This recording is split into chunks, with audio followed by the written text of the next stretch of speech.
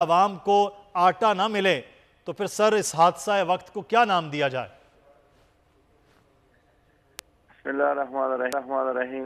دیکھیں، یہ تو آج رات بہت مبارک ہے، کل عید کا دن ہے۔ ہونا تو چاہیے تھا کہ حکومت ملک میں ہر جگہ آٹا مہیا کرنے کا بندوبست کرتی، اور عید کے دن لوگ اپنی ضروریات پورا کرتے ہیں، لیکن غریبوں کی مجبوری ہے کہ وہ لائن میں کھڑے ہیں، دکے کھا رہے ہیں، انتظار میں ہیں، اور اسلام آباد جیسے شہر میں بھی یہی صورتحال ہے۔ تو یہی پورے ملک کی صورتحال ہے۔ معاشی بدحالی ہے، مہنگائی ہے، بے روزگاری ہے، پھر بد نظمی ہے، پھر عزت اور وقار کے ساتھ لوگوں کے ساتھ ڈیل بھی نہیں ہو رہا ہے۔ جی ہم یہی چاہتے ہیں کہ حکومت ماں باپ کی طرح ہے، اور ماں باپ کبھی بھی ایسا نہیں کرتا ہے جو ہمارے حکمران ہمارے عوام کے ساتھ کرتے ہیں۔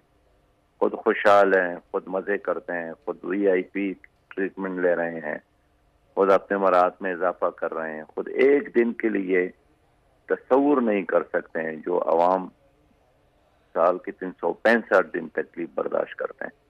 اللہ ملک پر بھی رحم کرے اور ہمارے عوام پر بھی رحم کرے۔ اللہ تعالیٰ آج بہت قیمتی لمحات ہے، تو حکمرانوں کے لیے بھی دعا کرے کہ اللہ ان کو سیدھا راستہ دکھائیں۔ بہت شکریہ سراج الحق صاحب، امیر جماعت اسلام ہمارے ساتھ موجود